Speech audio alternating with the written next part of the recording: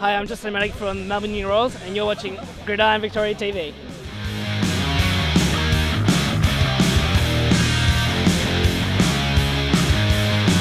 Welcome back to the Vic Bowl edition of GVTV. The Div 2 Vic Bowl was a hard act to follow, but the Bucks and Warriors took us to a thrilling final decided in 2 periods of overtime that saw out an awesome day.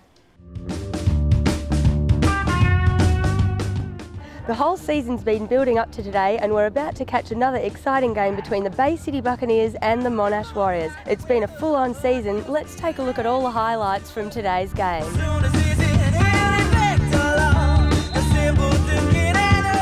Here in a big scramble, Dom Demon gets the touchdown. The Warriors 6-0.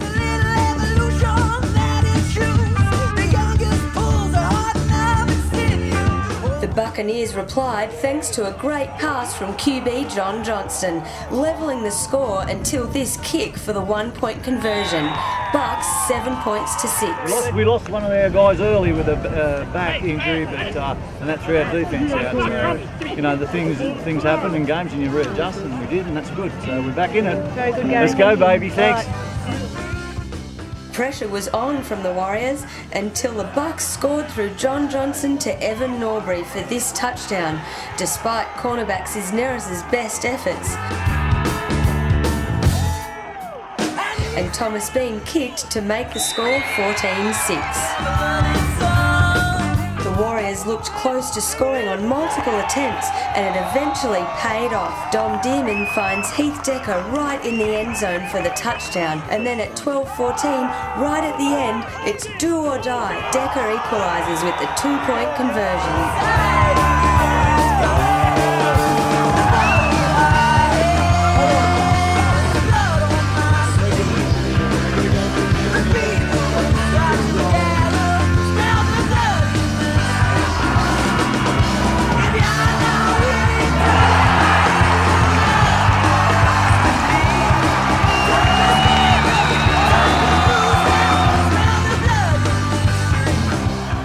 Tension was up in the first period of overtime, with both sides coming hard.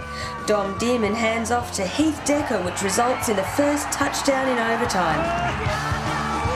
And then with an attempt to convert, Demon passes through to Ed Tate in the end zone, which gave them an 8-point lead and made it almost impossible for the Bucks to claw their way back. It might have been just too much pressure for the Bucks, and here John Johnston is taken down by Scott Truesdale for this match-winning sack that saw the Warriors take home their 8th title.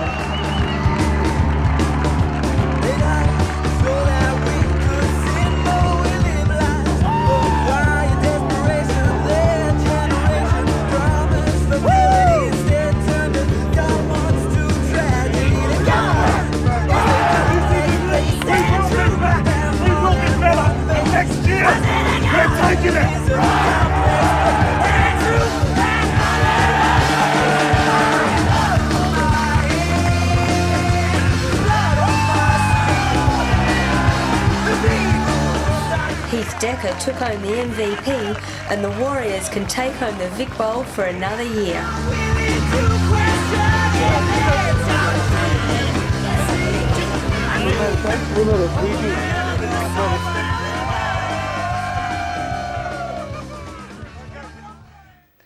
What a game. And now I'm lucky to be joined by 2 Warriors, head coach Mark Levin and number 2 Oscar Cisneros. Welcome to the program, guys. Thanks, Ellie. You must be pretty excited, still buzzing after that epic final, Oscar? Oh yeah, definitely. You know, you don't win a big bowl every day, so it's been a long week of celebrations, and keep enjoying the moment. So great. And Mark, you're obviously a proud man taking the guys to an epic final. Yeah, look, I mean, you say epic, but when you're involved in it, it's very hard to actually see it, all right? It certainly was a great relief to get to the end and to come out on top.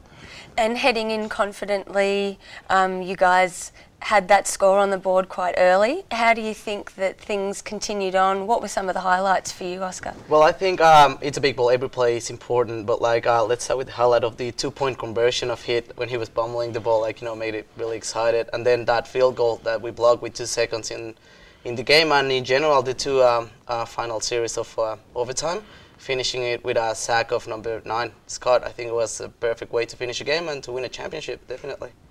And going into overtime, is that something that a team or an athlete could prepare themselves for? Look, you don't. I mean, it's twice in history, I think, we've had Vic Bowl overtime games decided, and we had a semi-final decided in Division 2 in overtime this year. It's not something you plan for, it's not something you expect, but when it happens, by God, you're glad when it's over and you win. And you guys were celebrating on the field and things looked like they were going to continue on, besides the Barbs just not making it. What happened on Mad Monday? Well, it was sort of Mad Monday started Sunday night. Both ourselves and the Barbs went back to the Elephant and Wheelbarrow, one of our club sponsors, and spent the evening there. I left and there were still plenty of players left celebrating, so I'm not quite sure what time they finished up, but I think some sore heads on Monday for sure. Well, it's all worth it, I'm sure. And as the junior season's about to kick off, the Warriors are fielding the junior side. What would it mean to the club to have 3 sides in a final in the 1 year? Oh, look, I mean, we couldn't ask for anything more. I mean, to get the 2 senior teams into the Vic Bowl, or their respective Vic Bowls, was amazing. If we can get the juniors up there as well, it'll be a real coup for the club.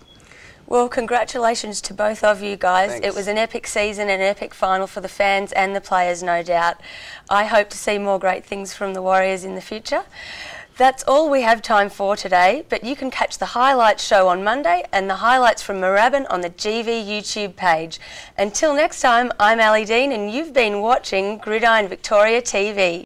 If you're a boy aged 14 to 18, the junior season is about to kick off.